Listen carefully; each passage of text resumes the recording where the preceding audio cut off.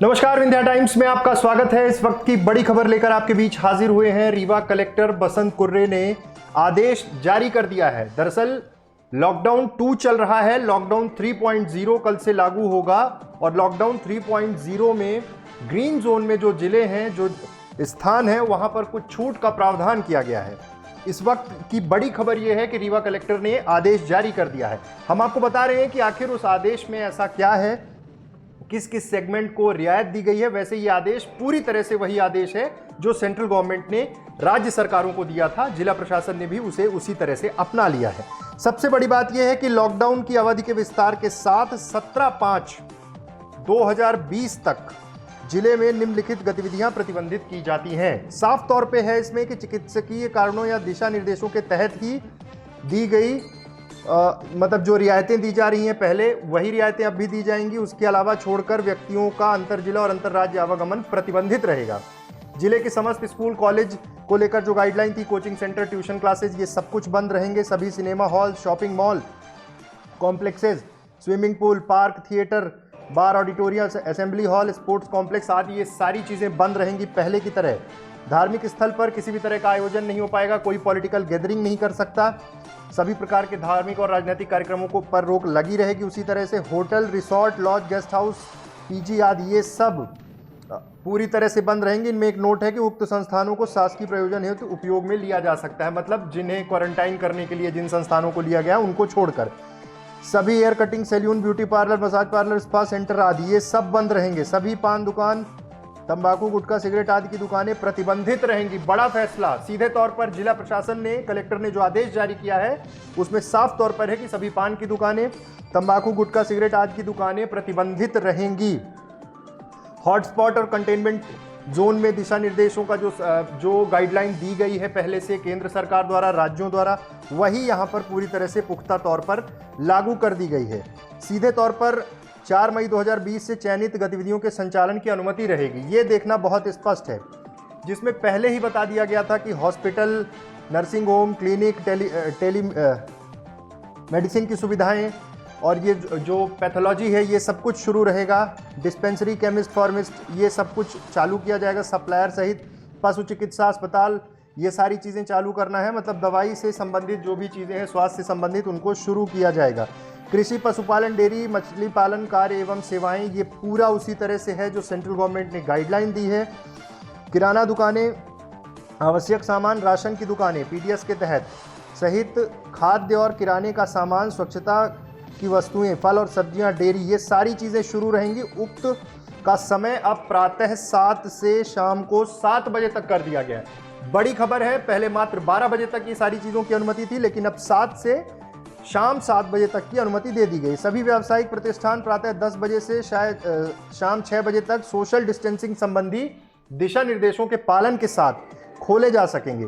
सब्जी फल मंडियां वर्तमान में लॉकडाउन में स्थानांतरित जो स्थान पहले से निर्धारित कर दिए हैं कलेक्टर ने, वहीं शुरू रहेगी, लेकिन अब समय का परिवर्तन हुआ है। सुबह 5 बजे से 11 बजे तक निर्धारित किया गया है।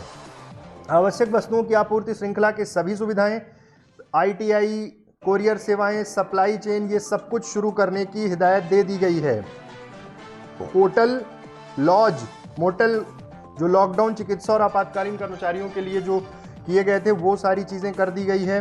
पेट्रोल पंप और ये सारी चीज़ें पहले से शुरू हैं।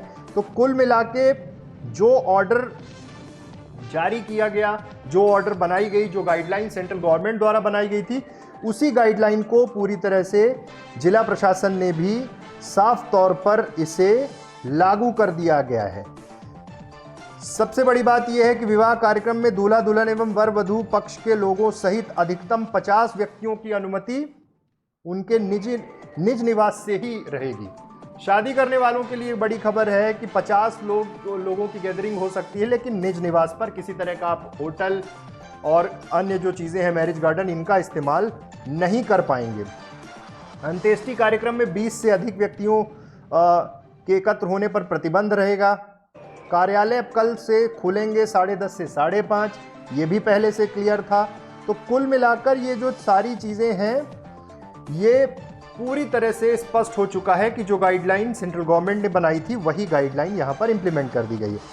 और विनिर्माण कार्यालयों, कारखानों, प्रतिष्ठानों के लिए दिशा निर्देश हैं जिसमें परिसर सहित सभी क्षेत्रों को उपयोगकर्ताओं के अनुकूल कीटाणुनाशक माध्यमों के उपयोग से पूरी तरह से कीटाणु रहित किया जाएगा। भवन, कार्यालय आदि का द्वारा मतलब सैनिटाइज करके तमाम संस्थानों में साफ तौर पर ये कह दिया गया है कि आप उन चीज़ों को फॉलो करें, जो गाइडलाइन है उसको फॉलो करते हुए ही आगे बढ़ सकते हैं। व्यक्तियों के आवागमन के संबंध में आदेश में कहा गया है कि ऐसे व्यक्ति जो अत्यावश्यक सेवाओं से नहीं जुड़े हैं उनके आवागमन पर सायंकाल 7 बजे से प्रातः 7 बजे तक सख्त प्रतिबंध रहेगा।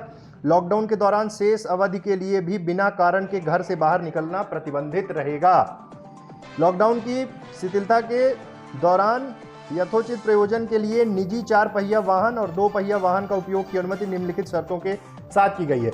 वही गाइडलाइन है। 4 पहिया वाहनों के संचालन के संबंध में 1 चालक एवं 2 व्यक्ति, 2 पहिया वाहनों के 2 पहिया वाहन में 1 चालक और 1 जो पीछे आपके बैठेगा। तो कुल मिलाकर ये सारी चीज़ें उसी तरह से हैं। 17 मई तक का जो लॉकडाउन है उसको लेकर जिला कलेक्टर बसंत कुर्रे ने ये आदेश जारी कर दिया है। सेंट्रल गवर्नमेंट ने जो चीज़ें की थी, जिस तरह से रियायतों की बात हुई थी ग्रीन जोन की, उसी तरह की तमाम रियायतें हैं। तो कुल मिलाकर कल से शुरू होगा लॉकडाउन फेज 3.0।